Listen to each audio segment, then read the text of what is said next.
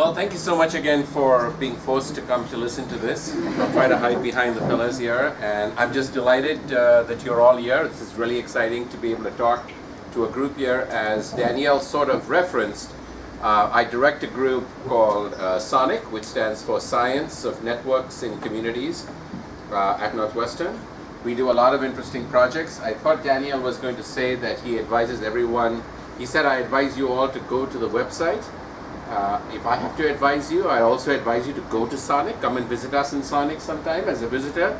So we are always looking for students, visiting students, students who are graduated and then want to do some additional research, etc. So we do have a lot of fun in SONIC in Chicago. Basically, it's in Chicago. So as compared to St. Petersburg, the weather is quite warm there. I have been in St. Petersburg in December, and I can tell you, Chicago is not as cold as St. Petersburg. So you're very welcome to come anytime you'd like to come to Chicago. Are you able to hear me okay? Do I need to switch something on? Is it okay? Are you able to hear me okay? I know there's a lot of traffic in the background. Keep it closer? Okay. Keep the windows open because we need the air. We don't need the sound, but we do need the air. So don't close it unnecessarily. I'll talk. If you have difficulty hearing me, please do just do this, and I will do it. If you do this, I'll speak louder. If you do this, I will speak slower, not softer, but slower. Okay? Great. Okay, so what Daniel asked me to talk today about was some work that we've been doing more recently that looks at mission to Mars. In fact, the reason I'm here today in St. Petersburg is because I spent the last 2 days in Moscow working with our Russia collaborators with Roscosmos and also connected with IBMP, the Institute for Biomedical Problems, which is where a lot of the social science research gets done for those who are planning to go to space. Okay? So, unfortunately, I'm not going to talk to you about those interesting networks that Danielle said about online games and who plays with whom and all those exciting things. I'm happy to talk, answer questions during the Q&A for that. But today I'm going to talk about much more recent research that is work in progress. And it is about computational social science, but I'm not even going to use the term computational social science in the projects because it's really about a specific project. I don't know if any of you were here last year. I came and gave a talk in St. Petersburg at the Web Science Summer Institute. Was anybody in the class here from? There was one person, okay, who was here for the Web Science Summer Institute. There I gave a talk more generally about computational social science. I'm happy to talk more about that, but that's not what I'm going to focus on for the next 37 minutes here. Okay? So I've titled this Communicating Through Space and Over Time. And the reason I've called it that is because obviously it involves space travel, but a lot of what I'm going to talk about also involves looking at something over time. So the dynamics is very important to what I'm going to be talking about. Okay? So let's first get some motivation as to why we are doing all of these kinds of things.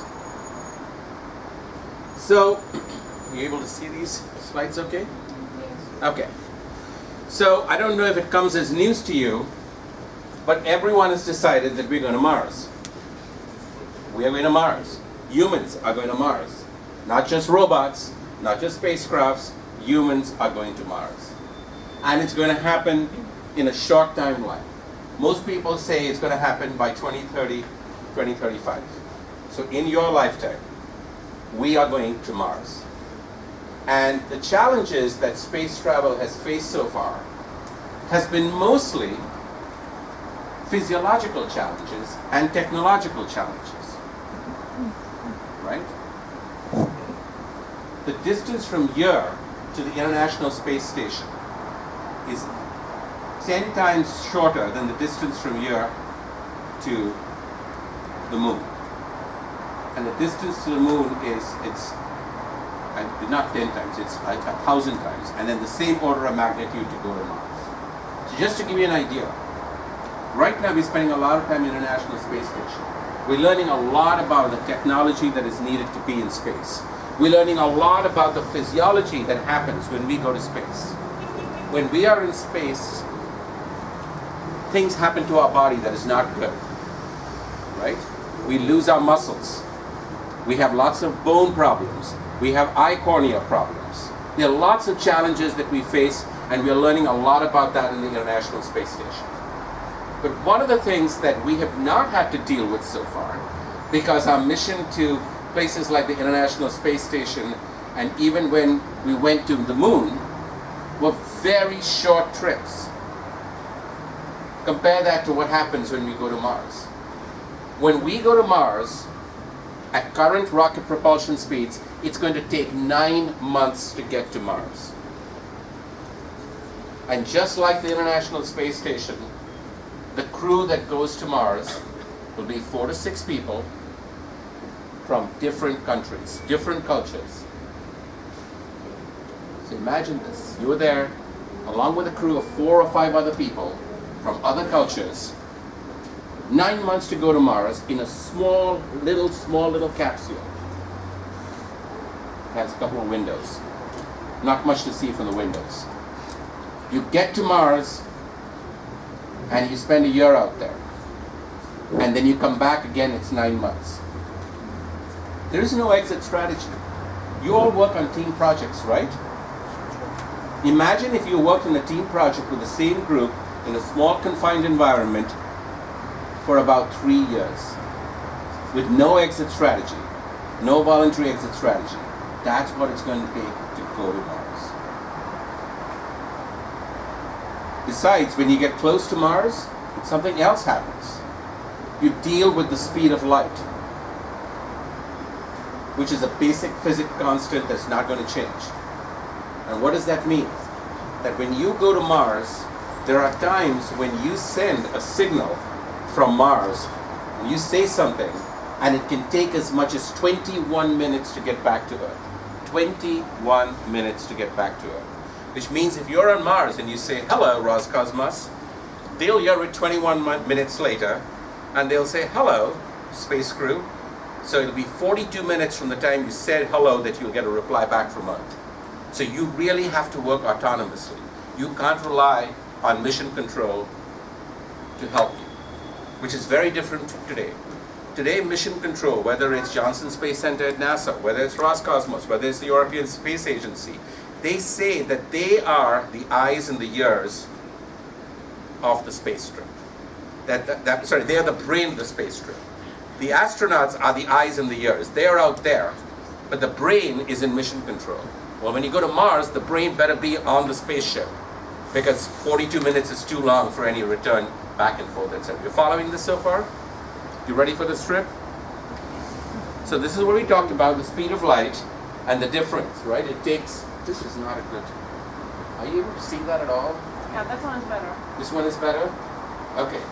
So this is Earth to Moon, it takes 1.3 seconds, 8 minutes to the Sun, but here it can take 12.7 light minutes. But if you, depending on the way the orbit is set up, it could be as much as 21 minutes for a signal to go through from one place to the other. So all of this just to say that there are some challenges, etc. 3 to 22 minutes. So for this, we are now, all of a sudden, NASA said, we can't only be dealing with technology problems, we can't only be dealing with physiological problems, we need to deal with psychological and sociological problems. Because what happens if members on this crew don't like each other? I know you're laughing, but you know it's no laughing matter. So that's part of the challenge that we are trying to understand. So NASA has, and both NASA and Roscosmos have invested a substantial amount of funding to ask social scientists to work on understanding what we can do to put the right team in place. The first part of that is just to get assemble the right team. Who do you put on the team so that you reduce it? One thing I've already said, this team will be cross-cultural. It will not be all Russians, it will not be all Americans or all Europeans. At least in the view of NASA, it will probably not include Chinese. It's for a strange political reason, but I have to say, it surprises me. I work on a lot of projects funded by a lot of different agencies. And NASA is the only agency that has told me that on any project that they fund, we cannot have a Chinese work on that project.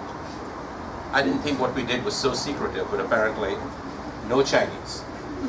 So they will be Europeans, they'll be Russians, they could be Japanese, they could be Indians, they will be Americans. So it's a cross-cultural issue. And the first thing is we have to keep it cross-cultural, but how do we make sure they have the right dynamic? So we have a project that I'll describe very briefly to you called CRUISE. Stands for Crew Recommender for Effective Work in Space. Lesson number 1. When you work on big projects that people fund you for, spend a little time coming up with a good acronym. Right? CRUISE, I'm very proud, I made up that acronym.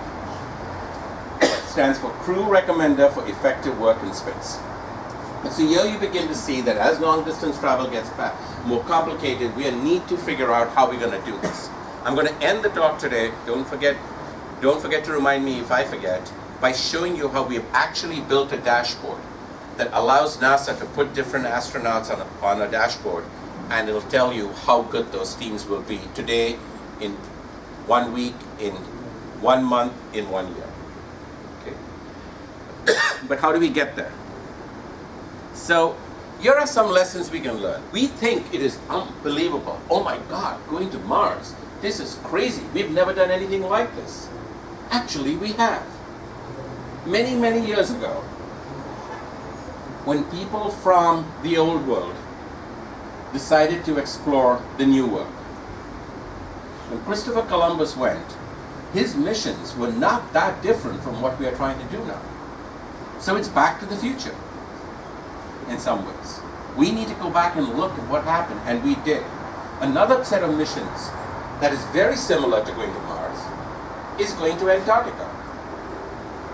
Here is a book that was written by Sir Ernest Shackleton. He wrote a book called Endurance. He wrote about the way in which he decided to take a bunch of people to go explore Antarctica. This book is an amazing book, in part because he failed. He did not succeed. But that story tells you something that we have to be prepared for when we decide to go to Mars. On the right-hand side, you see Tom Wolfe.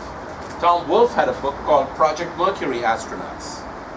This book is all about the race between your countries, the former Soviet Union, and the US. It was all about the race between Yuri Gagarin and what we were trying to do. That was also crazy difficult at the time. Today we take it for granted. Today it barely makes any news when somebody goes or comes back from the International Space Station. It might be mentioned at the end, after all the fun news about your president and my president. Right? That's a side. That's not even news. Why? Because we take it for granted today. But it was not.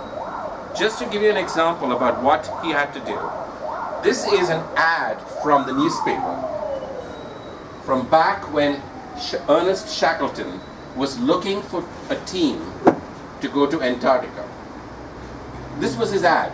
It said, men wanted for hazardous journey, small wages, bitter cold, long months of complete darkness, constant danger, safe return doubtful, honor and recognition in case of success.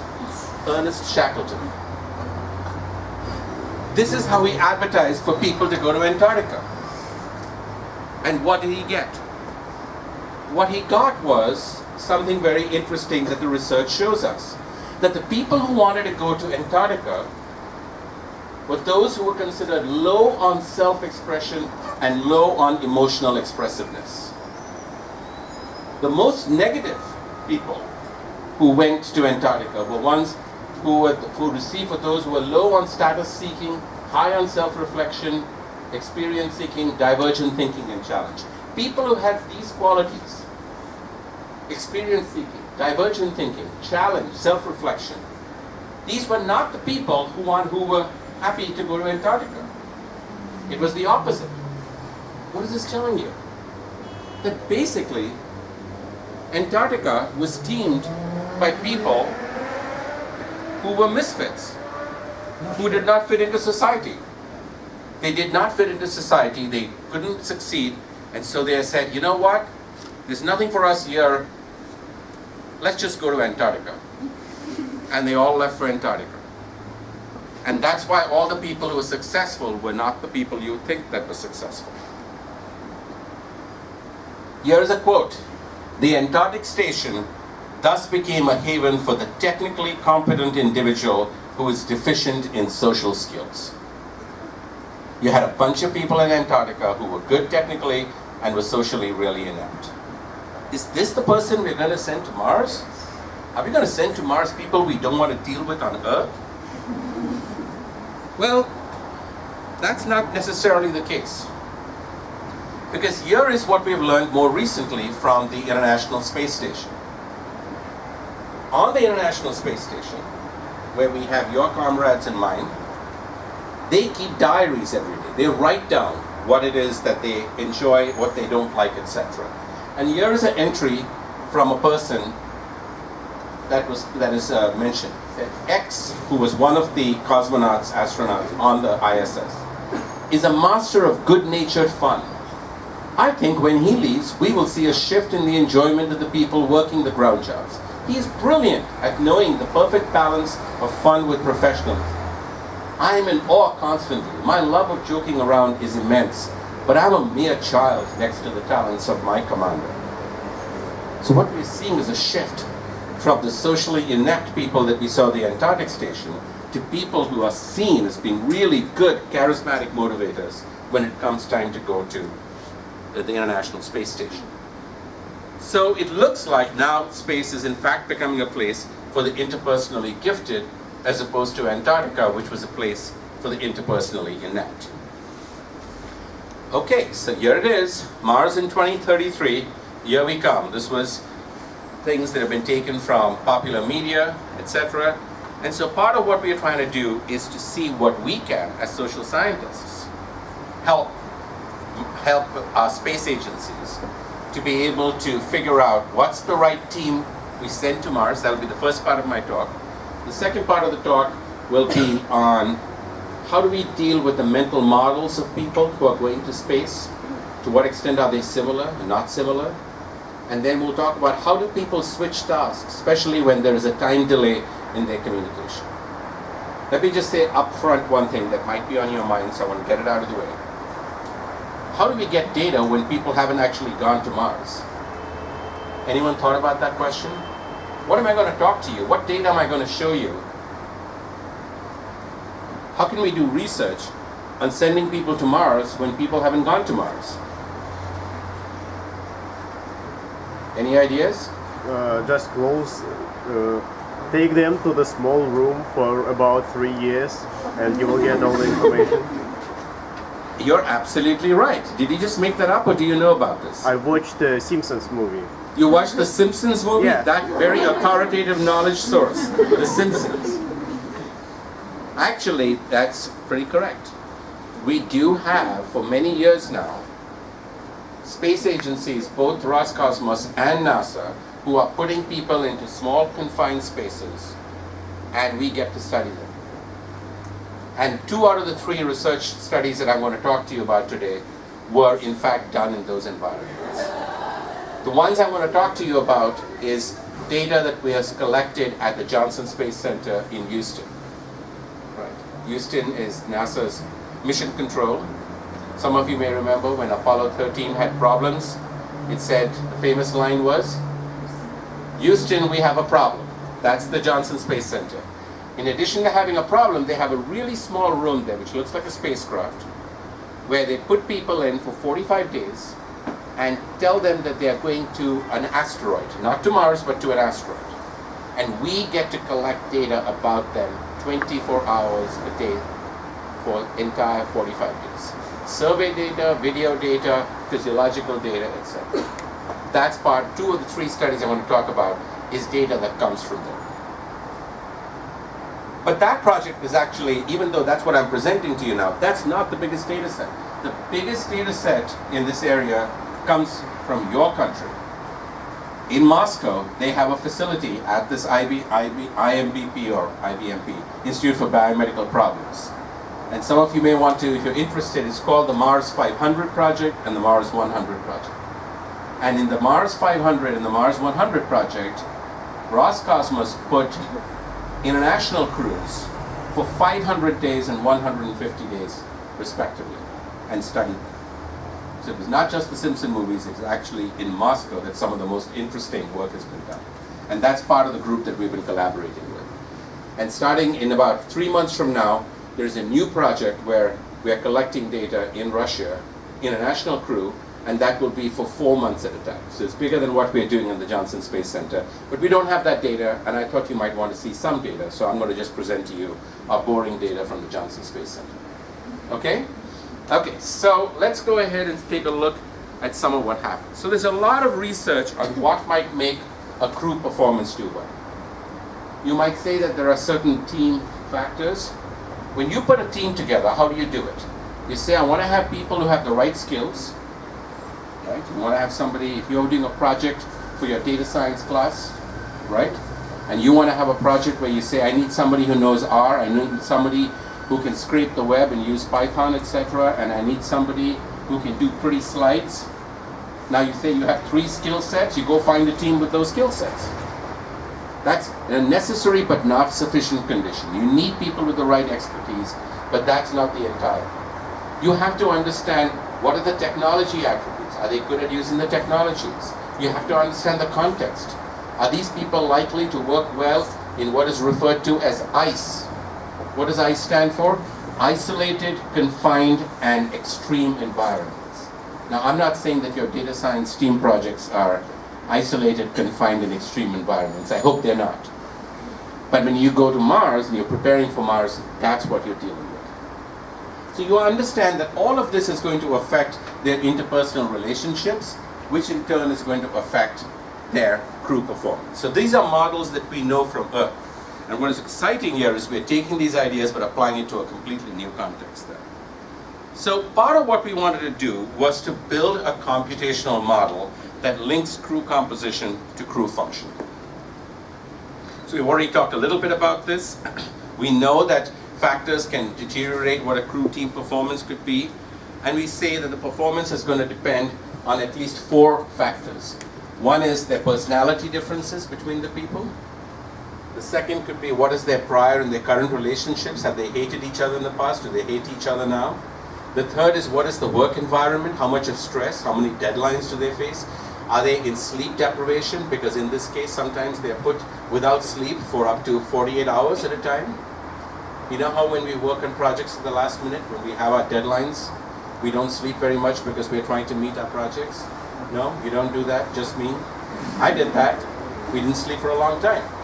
And that happens in space all the time. And then finally, what happens when you create factions? Suppose you have a gender faction. You have 2 women who are both really super programmers. And then you have 2 guys who are both interested in philosophy. You have what is called as a fault line. You have a separation based on gender, and you have a separation based on skill, and the 2 overlap completely. So now you have a polarization in the group. On the one hand, you have the smart women computer science programmers, coders, and on the other hand, you have these 2 male philosophers, foo-foo thinkers. Right? So that creates a tension. That's what we mean by sub-teaming on tasks, or subgrouping on tasks, etc. Okay, so clearly it's going to be really important how we choose this crew that goes to Mars. So we ask questions like, who forms strong social bonds? Who are the informal leaders? Which crew members work effectively together? Who is likely to be in conflict? Is subgrouping or isolation likely to arise amongst the crew members? So here's what we do. Give you the big picture. How many of you are familiar with agent-based models or computational models? Anyone in the room is familiar with it? A few of you are familiar with it. How many of you have ever played a simulation game where you've gone online and played a simulation? Think of it as a simulation game, except it's simulating reality.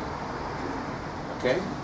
So what we're going to do is, we're going to say, we're going to create a model. We're going to create a SimCity, a simulation model. But we won't do it with real people. We'll do it in a computer. We'll create 4 people in silico, inside the computer. We'll call them agents. We'll ask them to engage with one another based on certain rules. We'll develop a model But then we know that this model may or may not be true. So we then fit the model with real data that we are collecting at the Johnson Space Center. And then we will see how well that model fits. And then we will try the model that we get from one mission to see how well we can predict the second mission.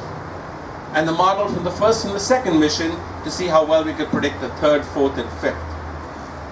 Right now, because we've been collecting this data for about 2.5 years, we have 10 missions. So we have many, many chances to prove that our model is really bad. Or good, as the case may be. Okay? So that's what we are trying to do here, and let me give you an example of how we do that. Once we have that, once we have a really good model, then we can give a dashboard to NASA and say, go play a simulation game. Put 4 astronauts or 4 cosmonauts into a space capsule. Send them off. We'll tell you exactly when they're going to start liking each other, when they're going to hate each other, when they're going to get tired of each other. And we'll not only tell you that, but we'll tell you how to help them fix their problem. That's called mitigation. Are you with me so far? Yes? Yes. Sort of? Okay. Thank you. So, this is what an agent-based model looks like. So in a computer program, you create something where you create these 4 astronauts. And then you create network links amongst them. Okay? And a network link in this is not clear yet. Let's see if it's getting clearer here. There are 4 types of network links. This one is positive affect. A link exists from this astronaut to this astronaut if she says that she likes him. Negative affect. She does not like. This is on informational ties. Who shares information with whom? So there are 4 people here. I should say this is the commander, CMD. This is mission specialist 1, mission specialist 2. This is a field engineer. So you can see that at this particular point in time, mission specialist 1 and mission specialist 2 are sharing information with the field engineer. And in this last one is who works well with whom. It's called a behavioral tie. I really enjoy working with her. That's a behavioral tie. A positive is I like her. An information is I share information with her. A negative tie is she makes my life difficult. Okay? Those are the 4 ties we're talking about. And so this is a program, a platform, if you're interested in agent-based model, this is probably the one that is the easiest to learn and the most popular today around the world. It's called NetLogo, N-E-T-L-O-G-O. It's really easy to learn, and it's just a coincidence that it happens to come from my university, from Northwestern. But it's a different team that has actually developed that. But if you look at this, I'm trying to see if I can get this to work. This should be, no, because I switched computers, so I lost the video. But you can see this over time. So you can have this like a video, like a movie. It shows you how these network links will change from one moment to the next. And one of the interesting things you can discover is that all of a sudden, sometimes, one person in this network, everyone hates that person, but this person loves everyone else. It does happen. It actually happened on a mission that we studied. And in about 10 days, it was clear that all the other 3 people hated this one person, and she had no idea. She loved everyone. How do we predict that? Can we predict that? And if we predict it, is there something we can do to fix it? So this is the areas that we looked at. We've talked about it. Who works well with whom? Who likes whom? This is affective relationship. And who has leadership or influences whom? So I'm not going to go into the details of the model, but this is what a model looks like. You look at every point in time, at every minute in the model, it is trying to decide whether you like you. And it's going to look at all of these factors, your propensity to like. You might just like everyone. You're the kind of person, oh, I love everyone. Or you may be the propensity to be liked. Everyone likes you. You're just that charismatic person. Or it could be a personality fit. The 2 of you don't like each other because you're both extroverts. Sometimes an extrovert person likes to be around somebody who doesn't talk as much as him. Right? So those are personality fit. Value fit. Some people believe the values are, I want excellence. Those of you who study online games know that some people who play online games play the games because they want to win. That's a value. achievement. But there are others who play online games not because they want to win. Why do they play online games? Because they want to hang out with their friends. They want to socialize with their friends. Their value is not achievement, it's affiliation. They want to affiliate with other people. So if you have a clash in values, sometimes that can be a problem. You can have different decision-making styles. You can have somebody who says, I am the dictator, I make the rules, I'm a totalitarian person. Or you can have somebody who says, I want everyone else to tell me what we should do. Okay, so you have different decision styles. Likewise, there are different kinds of tasks. I might like you very much because we are both working on fixing this equipment, and we both like doing that. We both enjoy fixing equipment. Okay? On the other hand, I might have a really tough time working with you because we are both asked to do some cooking, and we both hate cooking. So when you are asked to work on a task with someone that you hate, sometimes you start hating that person, right? So there are all these dynamics that we take into account, and then what we do is we start looking at the model, and then this is again your old-fashioned ideas that you're familiar with if you do computational social science. That is, we take the model, but we don't know how much each of these things affect. I said, oh, it may be personality, it could be values, it could be friendship, it could be the task, but how do I know how much each of these things will affect your relationship with her? How do I know that? Well, the only way I can know that is I can collect all these variables at multiple points in time, which is what we do, and then we fit the model. So we have a training data set and we have a test data set. The training data set is when we collect the data from mission 1, and then the test data set is when we try to apply it to mission 2. The new group of people, we see how well we can predict that. So that's sort of how we are doing this year. And then we do several measures to see the fit. We do accuracy, the percentage of predictions that are correct. There are other measures of accuracy and fit. What are the other measures you're familiar with? How many of you are familiar with precision? 2, 3, recall. F-score. These are all different measures. If you do machine learning, you learn very quickly. If you do data mining, these are different measures, precision and recall. Because not only do you want to make sure that you predict those links correctly, so that how many of the links that people liked each other did you predict, but also how many of the links that were true did you, so there are two ways in which you can look at it. I could say that, actually, it turns out that very few people hate other people. Okay? So if I were to say, I make a prediction, no one will hate anyone. Guess what? I might be right 95% of the time. Because it's very rare that people hate each other. But that's not any good. I need to do a good job of predicting exactly those 5% of links where people did not like each other. So that's why you need more complex measures of being able to predict this. So basically what did we find? We found that if you're training on the data from one crew, you get an accuracy score. And then you're training on data from 2 crews and then trying it on the next one, you get a different accuracy score. And in general, we are doing pretty well.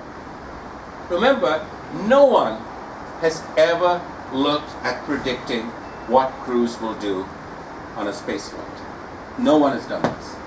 We're just starting. So if we are just 2.5 years into this project, and we're able to get an accuracy of approximately 80% or so, that's actually not too bad. It's not good, because something could go wrong, and we would like to be more accurate, but we're doing an okay job in being able to predict. And remember, this is predicting working relationships. That is, who do you work with effectively? We have other things in terms of leadership. Who do you rely on for leadership? Here we're not doing too well. Here our percentage is 65 to 52, right? Remember, there's a leader, a commander in the team. But everyone doesn't need to be listening to the commander. The commander on the team might say, hey, I'm the boss, listen to me. That means he's claiming leadership. But the other person says, I don't need to listen to you. She's not granting leadership. So you need 2 people to have a leadership relationship. Somebody who says, I want to be a leader, and the other person who says, yes, you are my leader.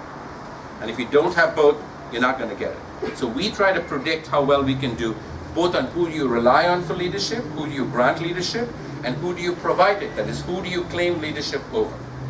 And we do a better job of predicting who you claim that you're going to be a leader over, but we don't do a very good job of predicting who agrees that you are the leader. Okay? But those are things that we can start improving on here. And then this is the same idea, etc. And so basically we can then look at interpersonal conflict. And this is the bad news. Remember, this was the one that said, she makes my life difficult, the negative relationship. And we do a horrible job of predicting. So there's a lot of work. We are missing things that will allow us to predict when someone does not like another person. It's a starting place. I wish the news was better, but it's not. We have a lot of work to do to figure out how to predict. We can do a good job of predicting who likes whom, but we're not doing a good job of predicting who doesn't like whom. One of the reasons we are having problems is because this is such a rare event. And for those of you who are familiar with machine learning, you know that this is a case of very much of imbalance in the data. If you don't have many cases where somebody doesn't like another person, it's very difficult to estimate a model because you just don't have enough observations on which you can model that effect. And that's the problem we face here.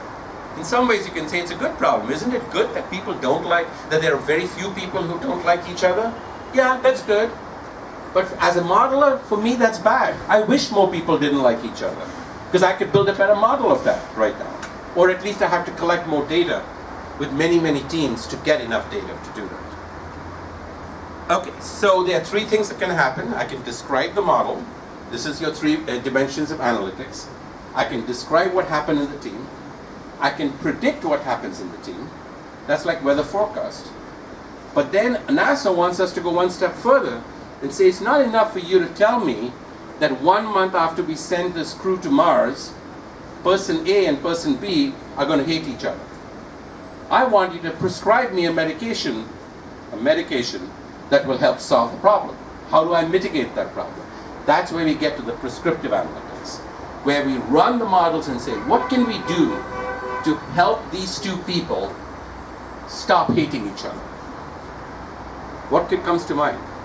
One idea is we run models where we don't give them any tasks in common. And maybe if you keep two people away from each other, maybe things will cool off. Another group is you have these two people work with a third person that they both like. That might help improve the situation because they both like the third person, they might be able to do better. A third option might be give them a task that they both enjoy doing. Even though they don't like each other, if you give them a task that they both enjoy doing, like taking care of equipment, then maybe they will also get more motivated because they'll be successful and they'll begin to like each other. Okay, how are we doing on time? Okay. So I'm going to, so these are the different kinds of issues that we think about in this. I'm going to touch on another issue, and that is the mental models of people.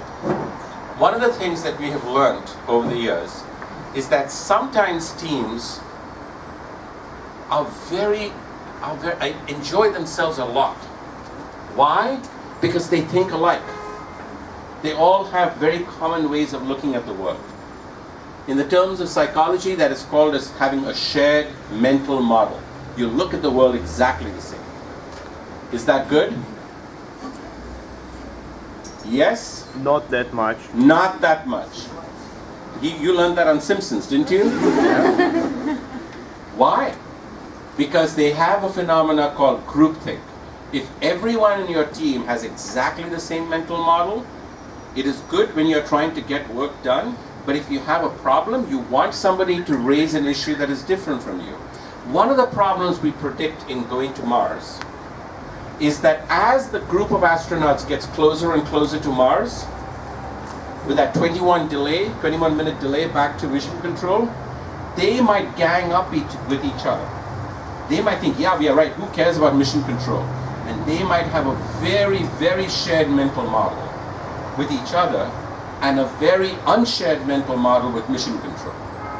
Is that a good thing? No. So how do we study that? Well, the way we studied that is by actually looking at a real mission that happened. And I'm just going to go ahead and tell you that was a mission called Skylab. How many of you have heard of Skylab? I bet no one has heard of Skylab. You've heard of Skylab? What do you know about Skylab?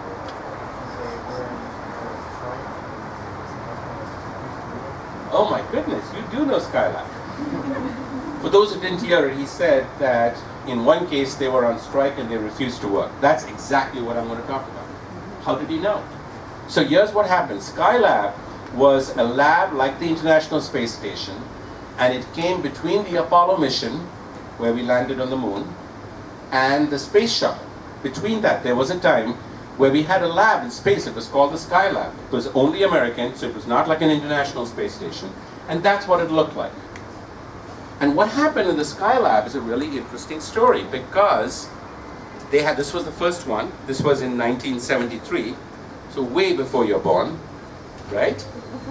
And there were 3 members, there were 3 crews that went up, and each had a commander, a pilot, and a scientist pilot. These were the 3 missions. Well, guess what?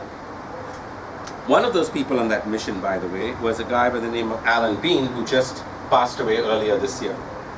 Okay? And he was a very famous one because he was on the moon, and he was also a person in Skylab. Okay? So here's what happened. There were 3 missions. Skylab mission 1 went on for 21 days. They worked in space. They did solar observations. EVA means they left the extravehicular activity. They left the Skylab spacecraft to go outside and do spacewalks. Right? Who was the first person who did a spacewalk in the world? Alexei Leonov. Alexei Leonov. Very good. Alexei Leonov was the first person, Russian cosmonaut, who went and took a spacewalk. They did 3 of those. They deployed some solar panels, and then they had some technical difficulty. This was Skylab mission 1. Skylab mission 2 lasted for 59 days. They did biological experiments. They also went out 3 times. They lost a thruster, and that was potentially mission critical. And they had low involvement with mission control. We'll come back to that later. And then Skylab 3 was out in space for 84 days. They were looking at the comets. They did 4 space missions. They had space sickness, which they hid from ground control. So as soon as they got to space, they got sick. And they decided, we don't need to tell ground control. Let's just keep that as our little secret. Okay? And they complained about the work, and just as you said, they went on strike. The first time a space mission went on strike. They went up there, they told mission control, we're just going to switch off communication, we need to take a break. We'll check back with you in 24 hours. Did you know that? There was a space mission where they went on strike? I know one of you did. But this was really interesting.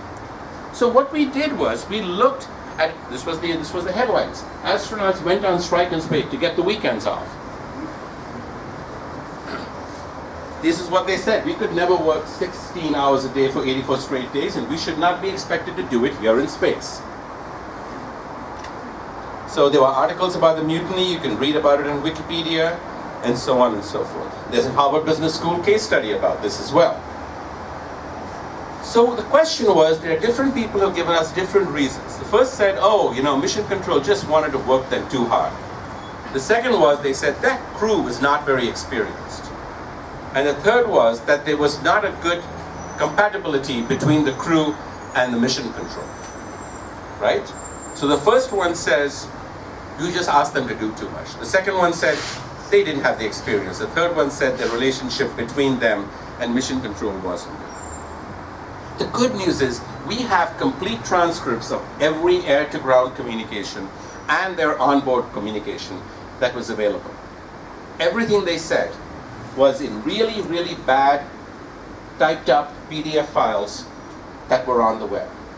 Fortunately, we had some very hardworking students at Northwestern in Sonic who manually did OCR, optical character recognition, and then fixed problems with all the transcripts that we have here. And that's what we analyzed here. And as you can imagine, so there were 15,000 pages of spoken communication, 3,800 tapes of it. We wanted to identify the person, the time, the speaker, and exactly what they said, and we timed it.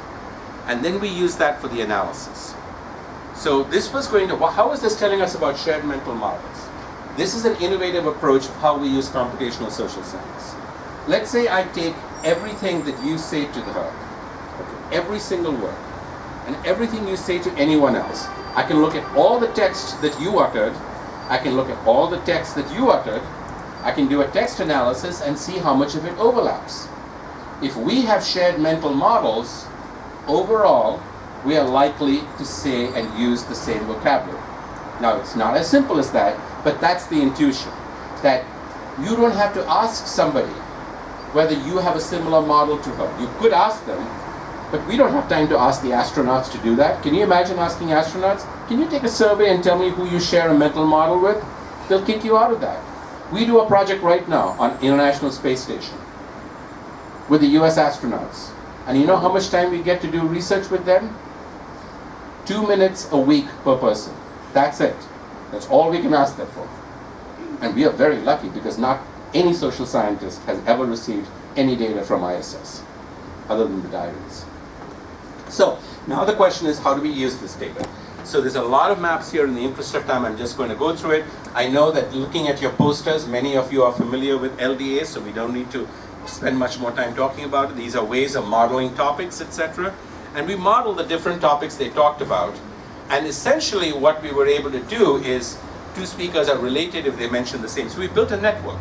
But the network that we built was based on common topics and shared sentiments associated with that topic that they talked about. And these are what these models look like. We take the data, we convert it into topics with actors, we convert those into networks of topics, into network of actors. Here, a link exists between two actors if they share the same topic. Here, a link exists between two topics if many people used those two topics together. And so we use this to build a crew network of who had mental models with whom, but we did it not only with the crew, which is in blue, but also with mission control, which is in red. Okay, so you begin to see what is the connections out here. And you can begin to predict what might explain what happened on the strike. But essentially, there's a lot of data here, but I'm not going to go into details.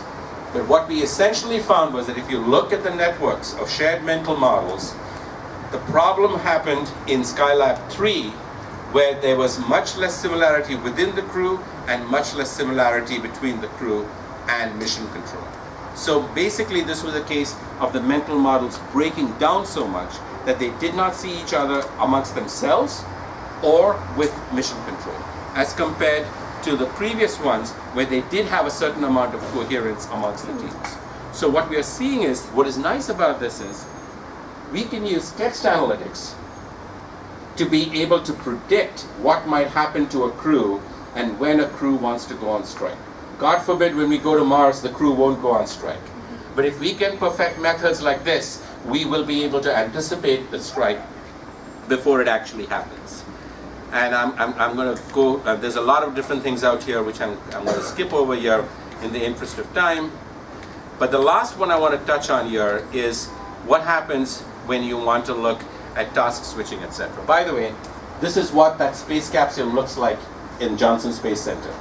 This one right here is a very small little capsule. This is where the 4 of them live. Can you guess what this is here? Some of you may be able to read it. It says hygiene module. So this is where they have their shower and the restroom. And ironically, the area for the shower and the restroom is almost as big as their living accommodations, along with all their scientific experiments that they do. But they have to stay put in there for 45 days. There's no getting out of it. It used to be 30 days, now 45 days. How much time do I have? 5 minutes more? 10 minutes? A little more? Okay. More. Okay. So what I'm going to talk about last is what happens when people have to switch teams. Let me see if I can. Oops. Let me turn on the last part of this. We have different PowerPoint slides because we couldn't put them all on one. So let me see if I can go to. Let me just go to. I've already done this part of this. Yeah, so what I want to talk about more generally is this idea of how we can work with a dashboard. Remember I said that you can take these different things and now you can use it to make predictions. So one of the things that we developed for NASA is a dashboard. And that dashboard looks like this. Let's see if I can maximize it. Is this? I work on a Mac, so this is a little. So we call this Team Star. So this is a dashboard, a prototype of a dashboard, which you can go to if you want to. The website is there. It's nasa.soc.northwestern.edu. You can go play with it. And again, we named this Team Star.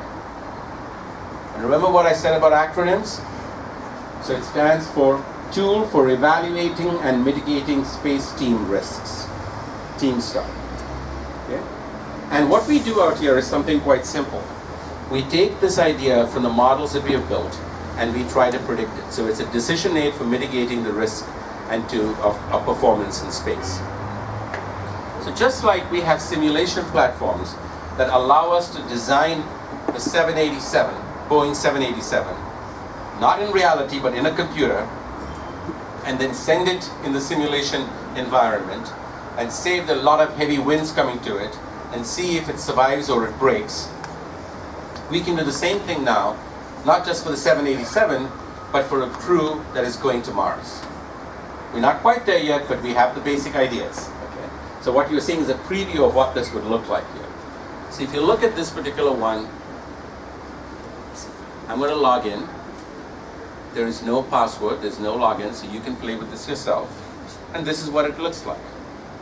You might say, I want to create a new team that's going to Mars. That's the one on the left here. This is the Mars exploration pre-launch.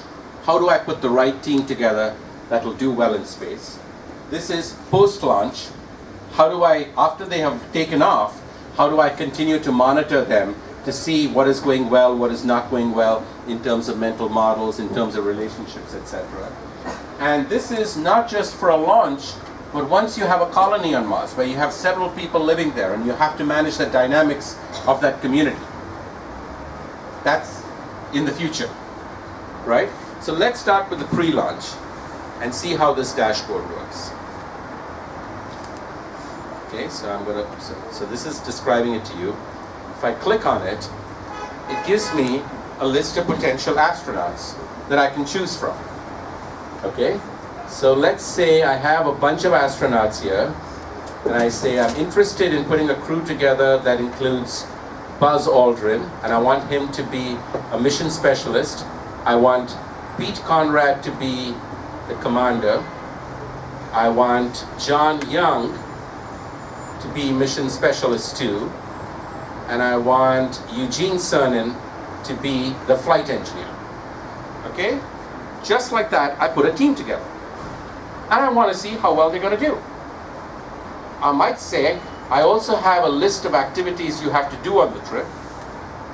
And I can do that easily. What I do is, I go up here, and I say, look at the schedule. And there are different schedules that I've already put in there. What they're going to be doing on a Monday or a Tuesday, what they do in the morning. So it's very, when they are in space, life is very disciplined. They are told, get up at 6:05 and spend 10 minutes reading the news. Then spend 15 minutes doing your exercise. Then spend 12 minutes having your breakfast. Then go work on that experiment by yourself. After you spend 20 minutes on that, now you work with so-and-so on helping with this particular task. Everything is very, very systematically laid out. They call that a playbook, but it's not plain. It's very hard work, but they call it a playbook. It's a task calendar. So we can upload what we think we want them to do, because we know that depending on what they're doing, sometimes people might start hating each other or might enjoy working with each other, etc. That's why this is important. Once we do that, then we look at the scenarios. So now, that's it. You now get to see the results of the simulation. Remember the models we created? Once we know the models are good, we begin to see it. It tells you what the schedule is, EVA breakdown and repair. What happens when there's a breakdown in extra that requires you to go outside and fix something to make a repair. You see what is happening here because you have all these relationships. You can look at who works well, who likes whom, who dislikes whom, who can influence whom. That's the leadership one. And we can look at it from launch all the way to landing. So let's play around and look at this. Who works well? Well, at this point it looks like Pete works well with Neil, though Neil doesn't necessarily say that he works well with Pete, right? And then how does this change? Oh, I'm going to change it. Oh my God, they now have clicks. They've totally got rid of Pete Conrad. They don't want to work with him, right? That could change again. It does. Now Pete Conrad really likes them. And as you get to landing, you'll see how things might be different. But this is the work-well relationship. We can do the same thing with the dislike relationship. Ah, they don't like Pete Conrad at the end. At the start, You're losing microphone for some reason. beg your pardon, the stop. I know, I can't. Battery? Battery? Кто-то понимает в этом? Может подойти и Check, помочь? check. It died? No battery? I'll just speak louder. We can't hear you. You can't hear me. We can. You can hear me. Yeah. Obviously, I can't hear you, but you can hear me, so that's good. We'll continue then. I'll speak as loudly as I can. So this begins to tell you how we can use the research we're doing. Why don't I even hold this? It's not working. How the research we're doing can actually be used by NASA to predict before they go on launch what's going to happen. Right? We can look at for like, dislike, but we may want to say, how do I look at the entire team? So this one looks at the Should we entire just team. close the windows for last, 5 minutes or something. Okay, so now when you look at the entire team, you have a slightly different story. You want to see how cohesive the entire team is. It's not only important that the two of you like each other. If the two of you like each other, and the two of you like each other, but the two of you hate the two of you, and vice versa, that does not make for a good team.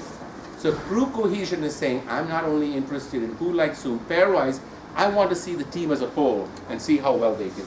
And you see there's a lot of fluctuation in that. Cognition is shared mental models. To what extent are they sharing mental models? Is it good or bad? That could depend on it, etc. And remember, these are all predictions before they actually launch. After they launch, then we go to that second one, right? That was, if we go back here and say, I'm not interested in the pre-launch, I'm now interested in what happens after we've launched. So I go to post-launch. If I go to post-launch, now they're already there. And it's telling me, right now, at this point, in terms of crew cohesion, the crew shows affective bonds. People tend to like each other. The crew is experiencing little, if any, goal conflict. Wow, this is great news. There are not currently any strong subgroups within the group. This crew is in great condition. And then come the weaknesses in the forecast. One crew member is socially isolated. This could be a problem, right? And then you get to the forecast. A second crew member may become socially isolated by the middle of the third quarter. Conditions are conducive for the emergence of conflict by the fourth quarter. So now you get forecasts of what could be happening in this team because our computational model is allowing you to predict what could happen in a team based on the networks and based on the personalities of these individuals. You could then also find out ways. It gives you like a weather forecast. You know how the weather forecast works? Where you have a certain prediction, which is up to here. This is actual data. This is prediction. And then this is your confidence interval. How sure are you? Right? And as you go far away, you're less and less sure. It could be all the way from year to year. So this is what we call a cone of prediction. So these are some of the kinds of things that we want to look at as we build these kinds of models. This is all happening in outer space. How are we applying this back to Earth? One of the things that we've been very proud of in terms of NASA is that, and I believe that's obviously also true for Roscosmos and for European Space Agency. One of the ways we justify going to space is that we, in the process, get many benefits back on Earth. Does any of you know of any benefit that came from space research that today helps people back on Earth? Is there anything we learned in space research, that is now actually helpful to us every day back on Earth? No one? How about the ballpoint pen? You familiar with the ballpoint pen? No? The ballpoint pen? Why was this invented? Because they forgot to take a pencil, I suppose. Well, the Russians solved the problem by taking a pencil. This is a true story. The Americans said, this ink doesn't work well in gravity, in the lack of gravity, in zero gravity. And so they came up with the idea of coming up with something that could work in zero gravity. Teflon, which we use for our pans, where it makes sure that the egg doesn't stick when we are frying it in the morning, that came from space. Water purification came from space. Today, every time you go on a trip to an emerging economy, a developing country, and you're afraid to drink the water and you use a purification kit, all that technology came from space research. We hope that same will be true when it comes to research on teams and networks on Earth. That what we learn in space can also be applied back on Earth. It could be applied in our organizations. We're collecting data increasingly now through not only social media and the public, but also within enterprises, right? How many of you have heard of Slack? Anyone heard of Slack? You heard of Slack? What do you know about Slack? So, this platform? It's a platform. I know in the case of Slack for data science, it's Yeah. like the massive chat. It's like a massive chat, but it does more than chat. You can follow people, you can listen to conversations. It's taking the ideas that we know from Twitter and Facebook and making it work inside a private group of people. Right?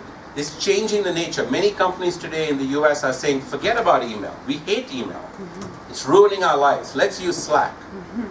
Slack just this past week, in fact 2 days ago, has now been valued at over $1 billion. Right? It's one of the companies that is now in a very high order round of investment. But there are a lot of companies like Slack that are doing this, basically taking Facebook and Twitter and putting it inside the company.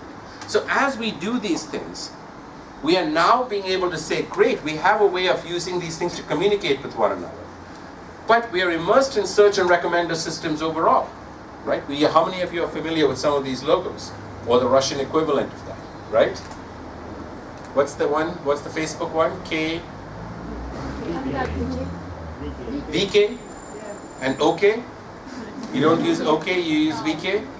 Right? Okay, so you're familiar with these things. There are other ways in which people are communicating with each other. The question is, we have systems that recommend to us which movies to watch, what products to buy.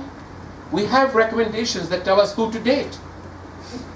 Is there a big dating website in Russia? You use Tinder. Tinder is there for everyone around the globe. We have Tinder. How come we don't have a Tinder to form teams? Or do we? We don't. And part of what we think that this, what we learned from NASA, is to be able to come up with better ways of building dream teams. This is the Wall Street Journal earlier this year, in search of a perfect team at work. How many of you have been on a dream team? Raise your hands. A team that was really fun, you had a great time. Raise your hands. How many of you have been on a team that was a lot of fun? Good. Now, how many of you have been on a team that was a nightmare team, that you really hated? Oh, I see a lot more hands now. This is the problem we are trying to solve. We want to be able to be more on dream teams than on nightmare teams. And so part of what I want to do is there's a lot of different technologies to assemble teams. I happen to know that in your data science groups, you're randomly assigned into teams based on what? Coming from different departments, different disciplines, and based on different GPA scores in the previous semester. Right? So you get put into a team by the instructor who says, you, and you are going to work on a team. Why? Why us four? Because you come from 4 different disciplines and one of you had a really high GPA, 2 of you had a medium GPA, and you had a lousy GPA. So I'm going to put you all into the same team together. Turns out research shows that when people are put into teams and assigned into teams, they don't do well. People do much better when they feel they have agency, when they have some choice in the team. That's the good news. The bad news is when people are asked to choose their own teams, they often choose people just like themselves, which is fun for them at that point in time, but the work they do and the creativity can be at risk. So we have come up with a platform called the My Dream Team, which is like Tinder. It's very similar to Tinder. There's no swiping, but otherwise the ideas are pretty much the same as in Tinder. And so what we do is we say we want people to form teams on their own, so it's self-assembly, but we want them to do it with not just oh, I like you, or you are in my same class, or you sit next to me. But learning a lot about these people. And so we have this platform that you're welcome to use in any of your classes. This goes for instructors as well as in classes, etc. And I will just end by showing you this video, and it's a 2-minute video, and I'll end with that and take questions, okay? Do we have the audio working? I think we do. What makes the best teams work so well? And how can we form these teams in classes or in organizations? Is it having complementary strengths, a variety of specialties, compatible personalities? Can we do better at constructing dream teams? The best teams are those that are built organically, not assigned. The best teams are the ones you form. My Dream Team is a software solution that makes creating the best dream team possible, linking individuals to broader networks and providing in-depth information about prospective teammates, enabling them to form teams with other participants online. Participants first complete a set of questions in order to build a profile. The profile contains 6 essential dimensions. You and other users can then use these 6 dimensions to form a dream team. Once completed, participants query My Dream Team to choose teammates based on their social networks, competence, similarity, and personality. My Dream Team then provides a list of potential teammates that best match those queries. Participants can review these matches and learn more about why and to what extent they fit what they are looking for in potential teammates. Next, participants get to invite others to join their team. Participants who receive invitations can review them and decide whether or not to accept these invitations. My Dream Team has been used to help more than 1,000 people assemble into more than 200 teams pursuing projects in undergraduate, graduate, and executive training programs. Using My Dream Team is an easy, quick, and enjoyable process. If you are ready to build dream teams in your classes, hackathons, community events, or in your organizations, learn more about My Dream Team at sonic.northwestern.edu/NDT and come closer to creating your dream team today. Okay, so that's a little closing caption that shares how we go all the way from trying to come up with teams that are trying to go to Mars and bring it all back to your classroom. And we think this is a really exciting area of research, and I would welcome any questions, and if any of you are interested in knowing more about the research or interested in the tool, feel free to get in touch with me. My name is Nошир Contractor. Oops. At Northwestern, where I direct the science. There we go. Get in touch with me. My email address is nosh, N-O-S-H, @northwestern.edu. We'll stop with that.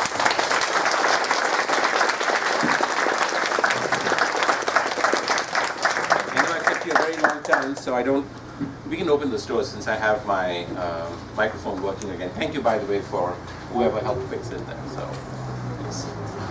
Do we have time for questions? If people need to leave. Questions? No questions? Yes, there's a question. I have a question about your My Dream application. Uh-huh.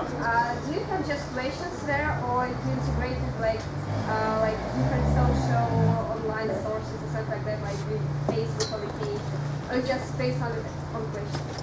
So as of now, you can log in with Facebook or with LinkedIn, but we know that everyone may not want to do that and share their privacy issues. So for now, we ask people a set of questions that comes directly from the research that we know makes good teams. So we ask a very specific set of questions, and we use only that information.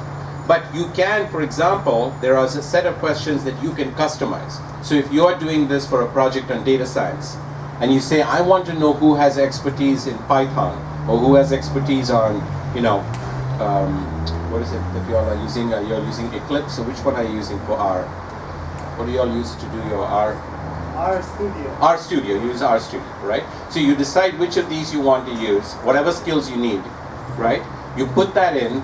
I know that some of you want to say that for your projects you might want to express your domain. I'm interested in a project on finance, I'm interested in sports, I'm interested in entertainment.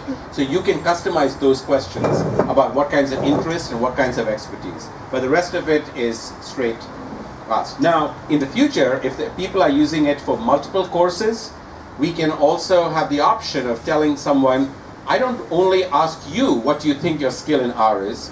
I want people who have worked with you to tell me what they thought of your skill in R. You know how in Uber you get to rate the taxi and the taxi gets to rate you, the taxi driver gets to rate you? We want to do both ways, okay? But right now, there are not enough users to be able to make that valid. Okay? Yes? So I have a question particularly about the situation in Houston when you put astronauts to the, Yes. to Yes. the study and the experiment. Did those astronauts had any kind of psychological tests before that? Yes, they did. Yes. Oh yes, they did have psychological. The question is that before they put them in, so these people who are brought in here for 45 days at a time now, they went through a lot of different tests. Most of them have had some background in space science, etc. Some have a military background, some don't have a military background.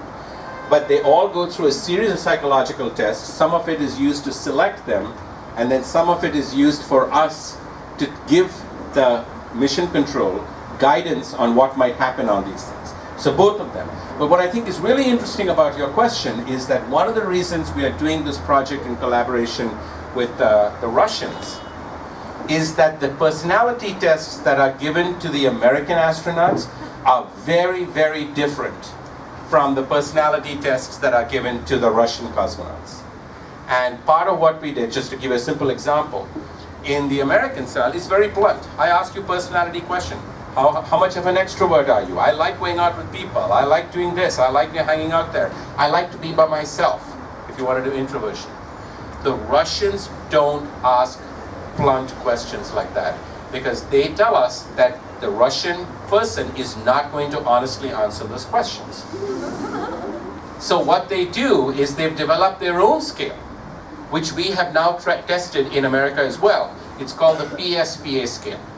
It's basically asking each person, tell us 5 characteristics of yourself today in a phrase, and 5 characteristics of what you would like to be in the future.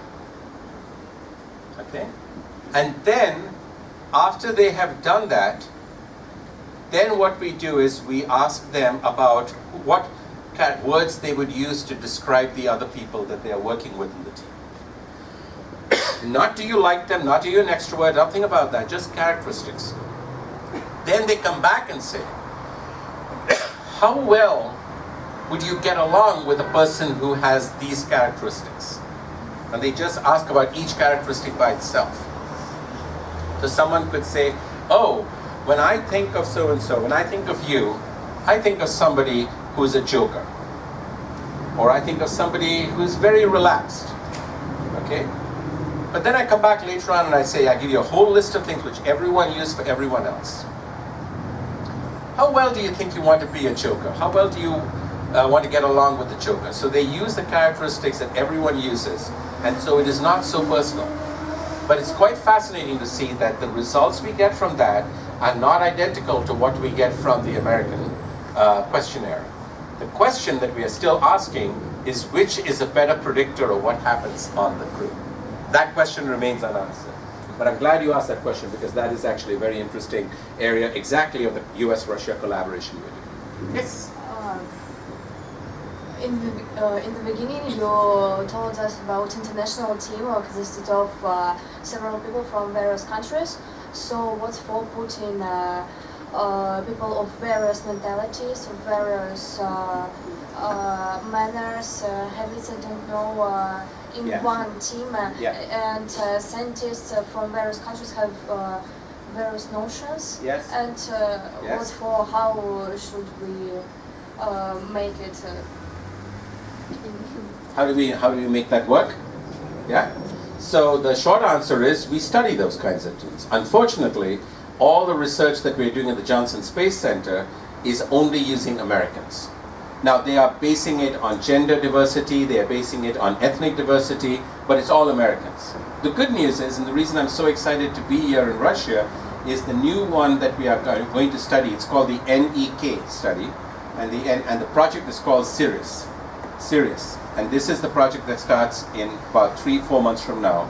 And they're going to keep an international group of people in place for 4 months. So we would get to study it. Now the funny thing about this is, The one international country they have not finalized yet to include in it is the United States. They're still trying to decide whether they should have a US person in there. But the rest will be completely international. Okay, so it'll be Europeans, it'll be Russian, obviously. I think the Japanese may be in it, etc. So the answer to your question is the only way to see what those differences are to actually observe it. I will say that the previous Mars 500 mission that was done here was also international. It had a Japanese, it had a Canadian, it had an Italian, it had obviously Russian, and I think it might have had a German, but I'm not sure. That did not end very well. There was actually a situation where at one point it got so bad that one of the international passengers on that mission had to be removed from them. So clearly there are problems, right? And the irony is, at the end of the day, exactly for the reason you said, they believe, there's a joke that NASA says, not just NASA, space experts say, that at the end of the day, the reason a mission to Mars will fail is not because of a disagreement about a technical equipment issue. It is likely to be because they will fight about who has to do the dishes, who has to clean the dishes in the spacecraft, right? Because those values can be very different across the board. And they are afraid that that's what will really kill a mission, not necessarily a technical problem. Let's hope it's a joke and not reality. Any other questions? Yes. Okay. What's wrong with Chinese? Why are they not allowed to participate? I honestly do not know the answer to that question, but I can speculate. I think that there was some problem previously with the NASA NASA, where there was some leak of some information involving a Chinese or a Chinese citizen or something along those lines. As I said, I have funding from the Department of Defense.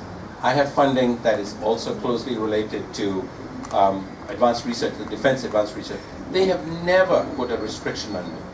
They want to make sure I tell them who's working on the project. When we go in there, we all have to show our different passports, just like I did have to show my passport when I was in Moscow yesterday. But they allow me to work with them. But I will tell you a little story. How many of you have heard of the movie called Martian? Anyone seen the movie Martian? Yeah? Do you remember what happened? So The Martian was a movie, I don't want to spoil it for those who haven't seen it. But there was a crisis on the spacecraft.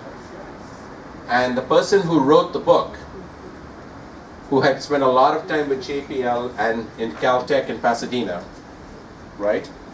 He put something into the script to deal with the issue. So those of you who may have seen The Martian, who rescued the Americans? The Chinese. So in the fictional movie called, the novel and the movie, The Martian, the people who rescued the Americans was actually a Chinese spacecraft. So who knows, there may be some poetic justice down the road, but right now, at least as of today, we have been told not to allow any Chinese. Every year, when I get my next round of funding from NASA, they tell us, you still don't have any Chinese working on it, right? Please sign here to confirm. That's all I know. Any other questions? I got a question. Okay. You get ready next. Okay, sorry. So when you make a dream team to go to space, you just predict the effectiveness, so like how they will communicate with each other and all of this kind of stuff. And can you examine the results of your prediction while they are on Earth, or do you do this or not? Yeah. So that's of course. So that was. I'm sorry that did not become clear. But what I was showing you some results was that we built a model using the data from the first mission, and then we used the model, and we knew that they told us, okay, we're sending mission 2. These are the people who are going to go. Can you predict what's going to happen? And we predicted what's going to happen. And remember those accuracy scores that I was giving you?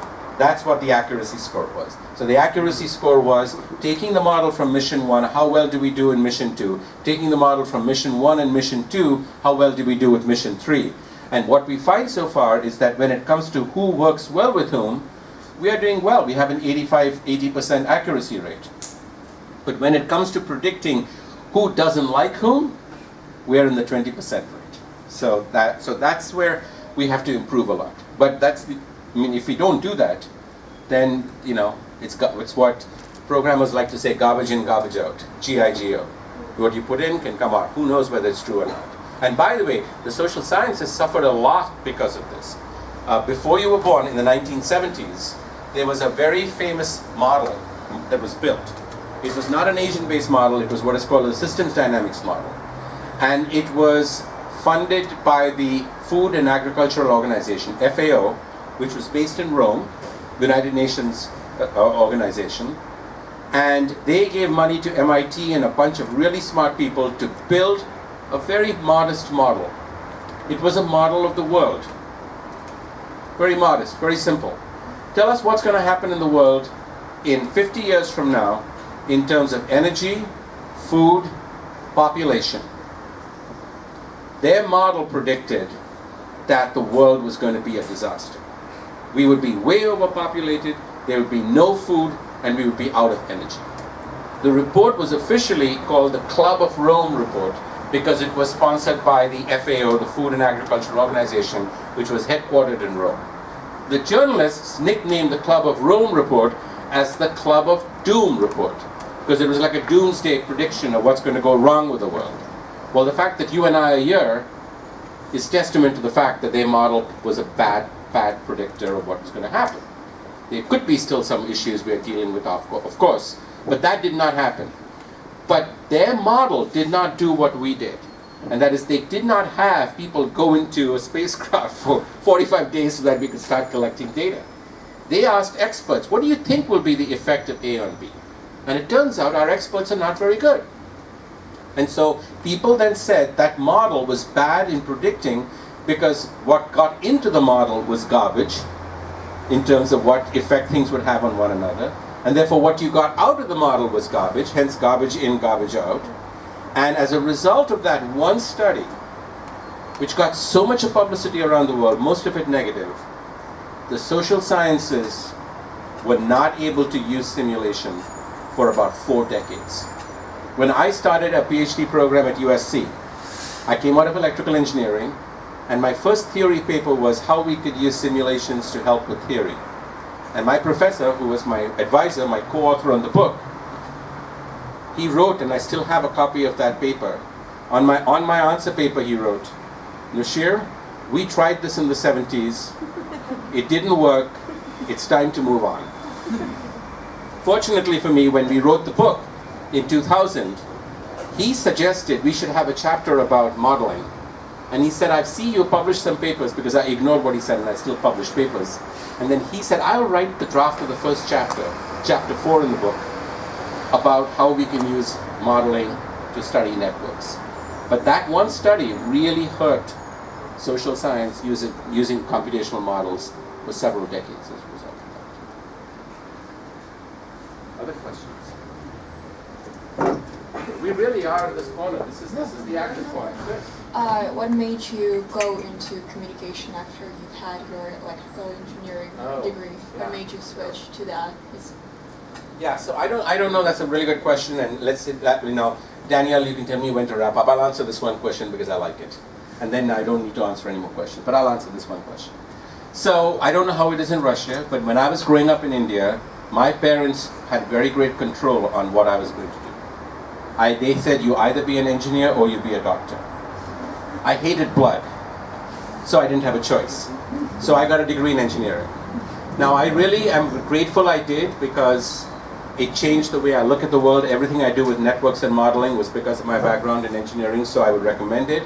But that said, I told my father, well, I told my mother said, oh, I said I want to go do something else. And my father said, oh, he doesn't want to go into engineering because he will never get admission in this very prestigious school, because the entrance exam is very difficult. And my mother was very hurt, and she said, you have to prove your father wrong. Write the exam to prove to him you can go to engineering school. I was an obedient son. I wrote the exam, I got in, and then my father said, well, now you have to go. And then I said, okay, under one condition, I will get my training, but then I will do something else. And they said, okay. And so I went to engineering school, And then I was interested in communication and media. So my hobby in my undergraduate engineering was, I was on television in India. Television in India was black and white, one channel, 3 hours a day. 1 hour in English, one in Hindi, the national language, one in Tamil, which is the regional language of Madras.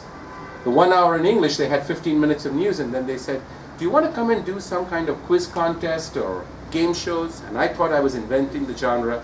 So when I was an undergraduate, I was on black and white TV in Madras, and 100% rating because there was nothing else on TV. And to this day, I have some people who met me there and go, oh, we thought you would be a TV star. Why are you now a boring professor? But I was always more interested in what happened behind the camera than what happened in front of the camera. But that's how I ended up in communication. And then after I finished my bachelor's, I went directly, got a PhD in communication. Okay. Thank you again.